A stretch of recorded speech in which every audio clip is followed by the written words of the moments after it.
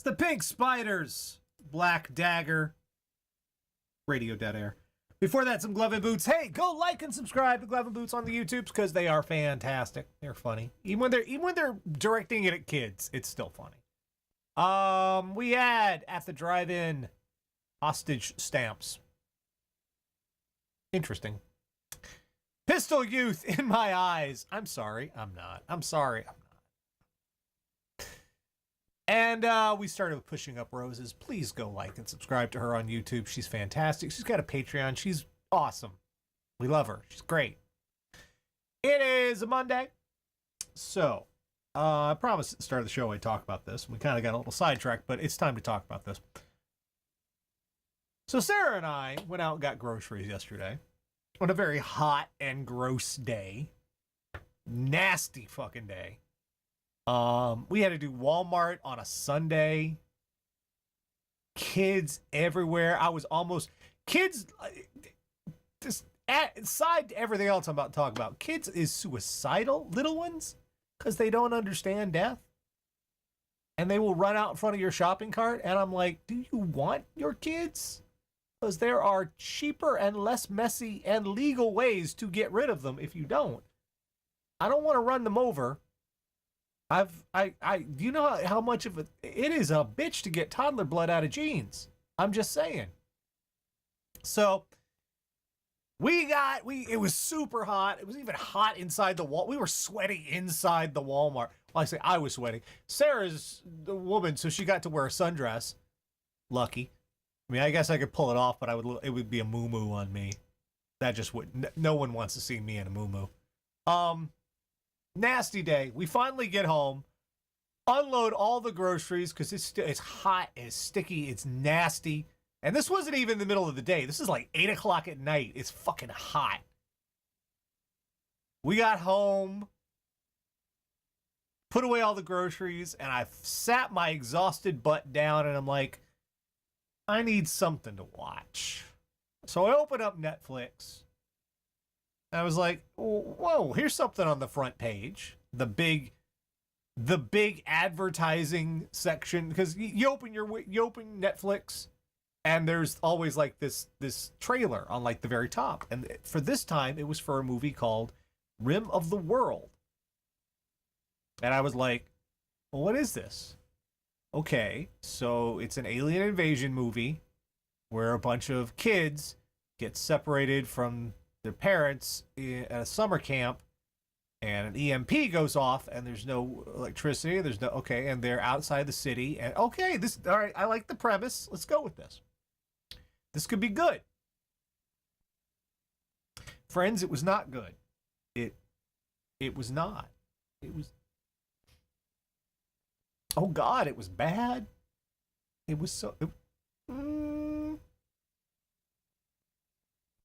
I'm trying to find the ways to express how bad this film was. Have you seen Stranger Things?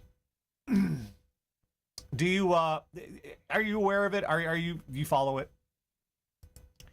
One of the things that Stranger Things does very well is it has a very unrestrained earnestness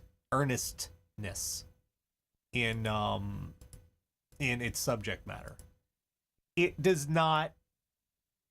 It takes some of the silliest concepts and plays them dead serious, and it's compelling because they do a great job with it. This does not do that. From start to finish, Rim of the World is very self-aware. Horribly so, I would even say. And at first you could potentially say, oh, this is a parody, right? This is a parody of those kids like the Goonies and Stranger Things. This is a parody, right? But it's not, because it's really, you realize fairly soon, it's trying to be serious. It's just really terrible at it. It's so bad. How bad is it? This is an actual line from the movie spoken by a 12-year-old. Are you ready? The line is, quote, "Are you telling me that thing had its dick in my mouth?" End quote. 12-year-old said.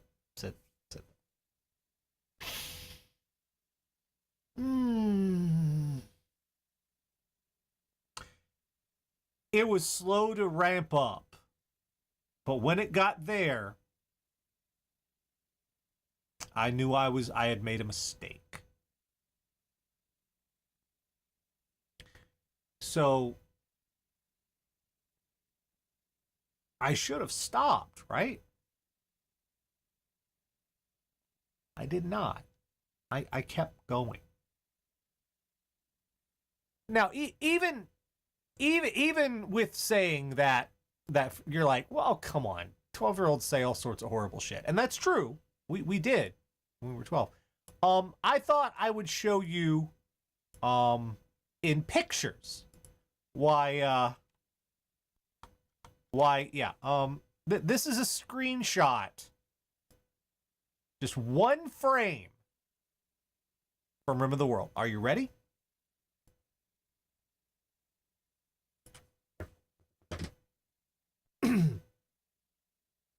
Drink it in.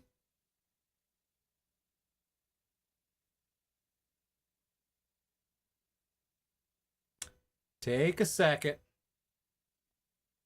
There you go. That, not only is the CGI terrible, but look at what they've done.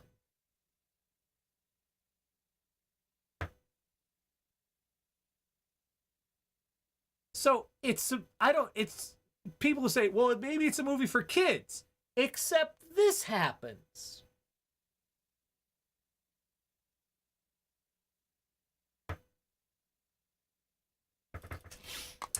Other people have pointed out that the aliens in this movie look really suspiciously like those 6-armed bastard monsters that Thanos had. You remember those? Those 6-armed things that attacked Wakanda and all that? Yeah. It looks just, and they're not wrong. It looks just like that fucking thing. Very uninspired. It's very bad. What this is this is kind of the Goonies and Independence Day smushed together. Really fucking hard. Just squishing them. Just like fucking That's what the Goonies and Independence. In fact, this movie, there's a rule. It's not a hard and fast rule, but it's a generally accepted rule in film. Never reference a better movie in your shitty movie. You've probably heard that before. This movie happily just throws out names of films that are better than this. And of course, one of the kids, I swear to God, looks up and says, "It's Independence Day." But it's a set. The other kid looks over at him and says, "You idiot, it's June."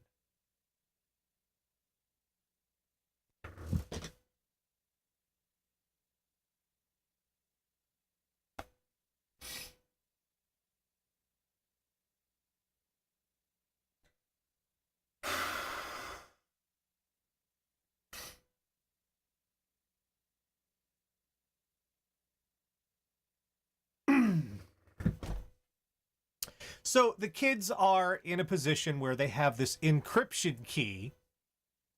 They got off an astronaut who landed right in front of them while F-16s are shooting at alien spacecraft. Okay, fam. And she immediately dies. That's a theme in this film. These kids keep meeting adults like they meet like this soldier, and they meet like this guy who was locked up in jail, and they let him loose. They keep meeting adults who immediately fucking die. The minute they meet an adult, the adult dies. Just like right the fuck in front of them. This film has a body count. And they don't die in gentle ways either. It's just nasty. How dumb is this movie? Okay. So the kids get the encryption key from the astronaut. Just go with it. And the astronaut, before getting killed by an alien, tells them, you have to take the key to JPL, the Jet Propulsion Lab at NASA. Dr. Fielding there knows what to do. There's been an EMP, all the electronics are knocked out, but they do find a walkie-talkie. And they get in contact with Dr. Fielding via Morse code. So they go to find him. And they show up, he's dead. Here we go.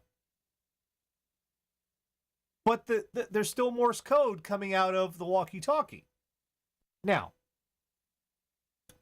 a smarter film would have shown this was a recording. This was like a reel-to-reel recording of Morse code the guy put up so they could have a constant, message going out. That makes sense. But what the movie did was, do you know the old Morse code transmitters, the tapping kind? Have you seen the pictures of those? The antiques from like the 1900s? Okay. The guy they find him, he's dead in his chair. There's blood dripping off his hand. Drip, drip.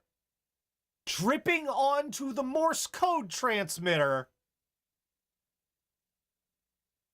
And generating Morse code.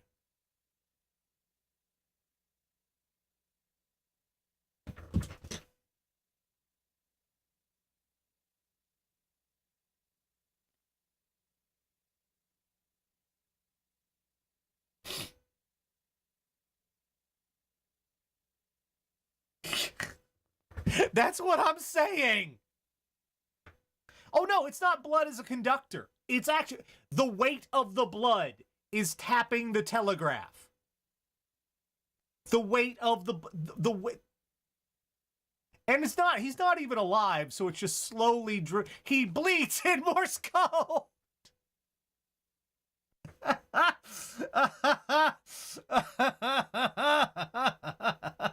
I am not. This fucking happened. This was directed by McG, who you may remember from such films as Terminator Salvation and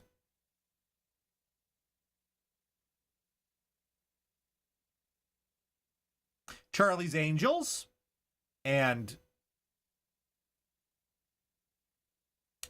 Terminator Salvation.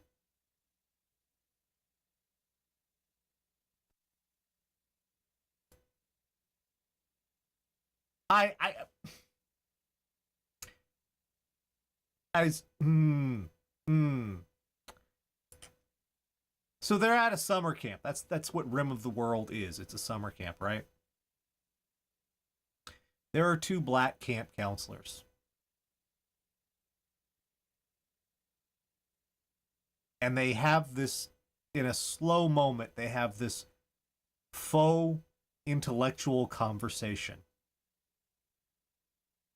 where one claims to the other that Toy Story, okay, is an allegory for race, that Andy in Toy Story represents the white people and the toys are the black people.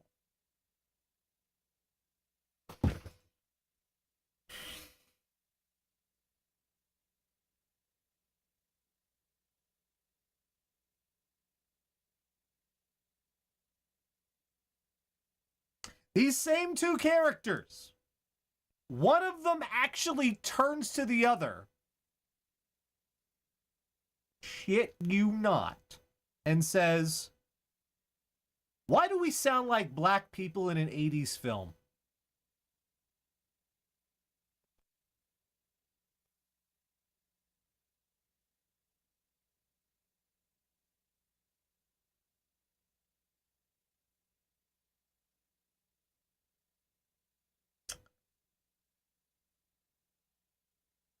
It's such a bad movie.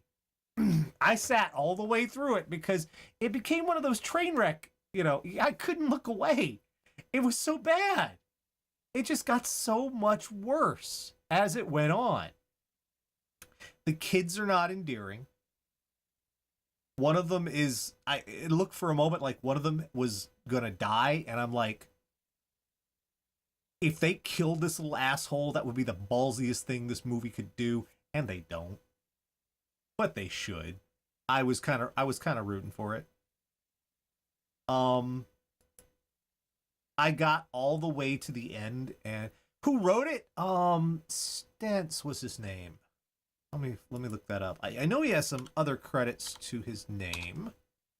Let's see. Zack Stentz. He wrote Thor and X-Men First Class.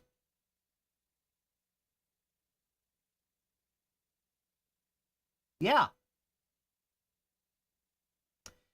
Now, what really astonished me and also made me kind of sad is I'm a big fan of a website called Ars Technica. It's a venerable old tech website that they do tech reviews, tech news. I reference them a lot. They're a great website. They are a bastion of solid tech news and everything around tech, the culture of technology. They're great. So imagine my dismay when I opened up Ars Technica and saw this.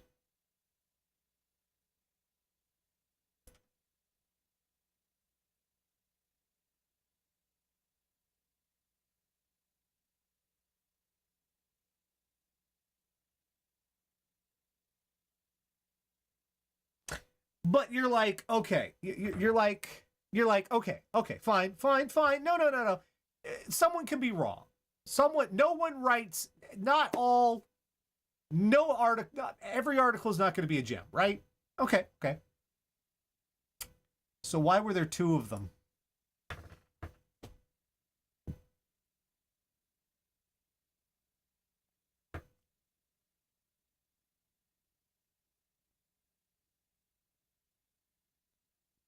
Somebody got paid.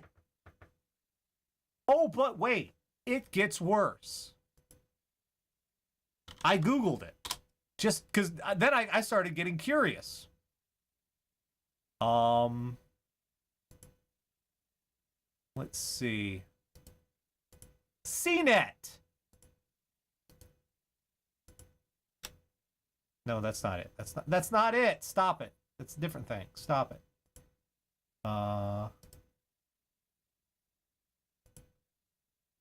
There you go. CNET. No, don't show me notifications. Fuck you.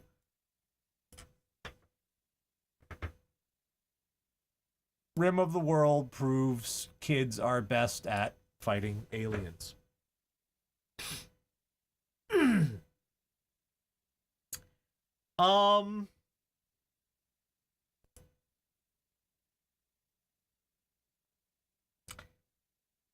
Where's the other one? BGR. Here's another one. These see, this is from yeah, this is the same company that owns Variety and Deadline. If Netflix wants to keep growing, it has to keep making content like Rim of the World.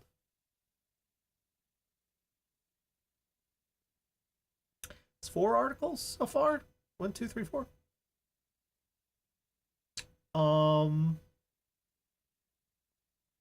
It's one of them. Now, let's look at Rotten Tomatoes, shall we?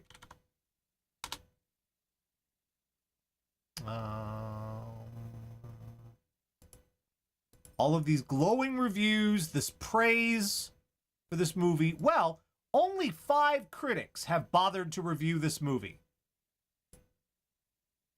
And there's a reason for it. There's your score.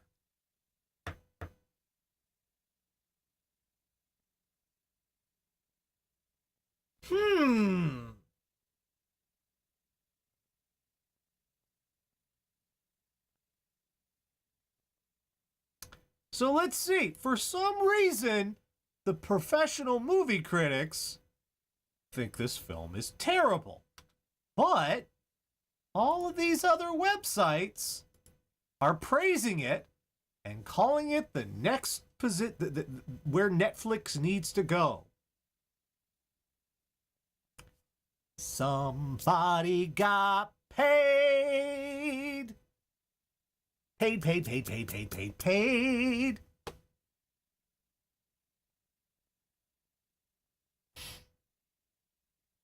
That is, come on. The show. I could see one critic just going their own way, sure. But all these other websites with the same glowing praise for what is a piece of shit. Nah, fam. I'm very disappointed in you all tonight. Not you all. I mean, the websites. Because it was so bad. If you have Netflix, oh, you know what? We don't even need Netflix. We don't. It's one of the great ironies is Netflix puts its trailers on YouTube. I don't understand this because, you know, they're Netflix. But do you want to see the trailer? Don't take my word for it. Never just take my word for it. Even when I'm right, don't just take my word for it. Nothing you should ever do like that in life. Never do that. Just take my word for it. Let's see here. Come on. Today, please.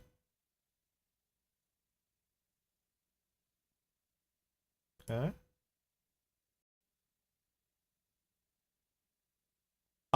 Engineering dude, I am exactly as drunk as I was 4 years ago for RDA, and this is the same level of bullshit.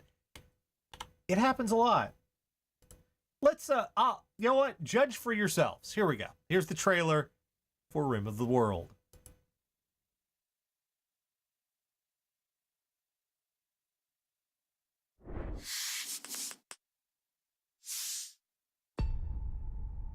Everybody's gone!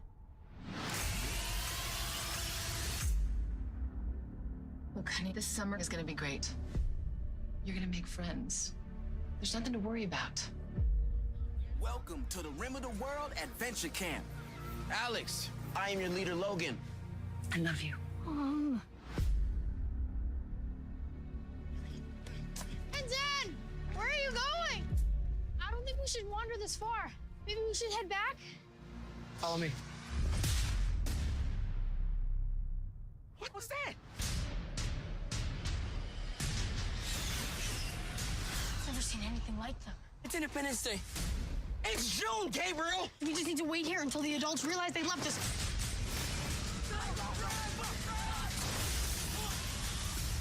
Did you see the size of that thing?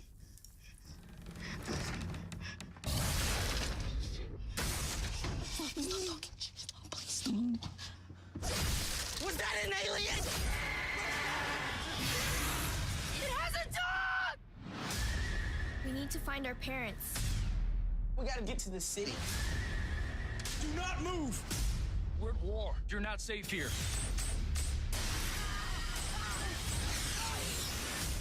You've gotta go. We can't leave you! Take this key.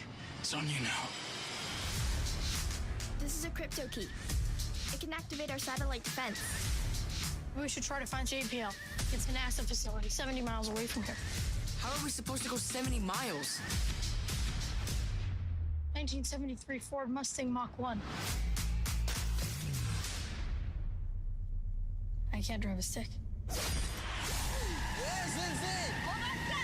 The one on the flamboyant temper, just toss that ham in the frying pan.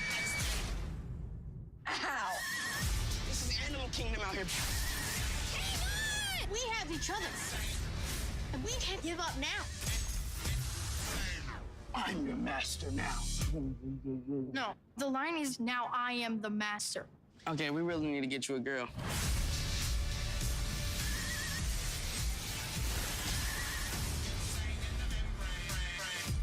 May I propose a toast? Oh, crap. This is from 1969. Could at least get some fresh wine if this is going to be my first time, right? Ah.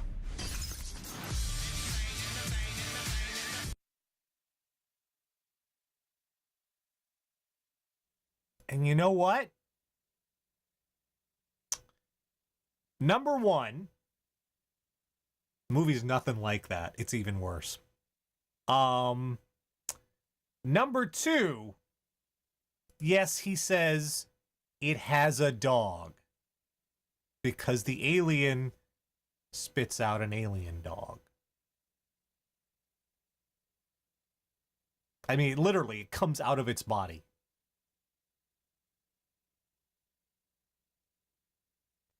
The quick cuts and all of that are to hide the fact that it's just not very good.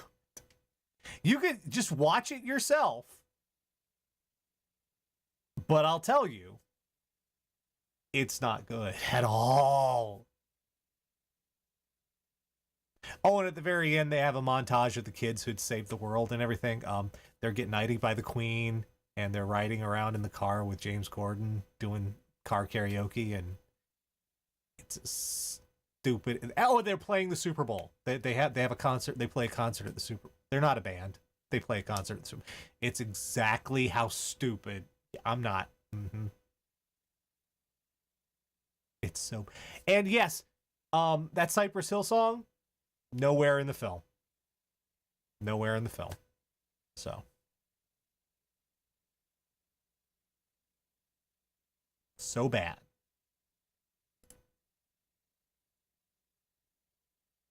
And now Dom. Radio Dead Air. Woo.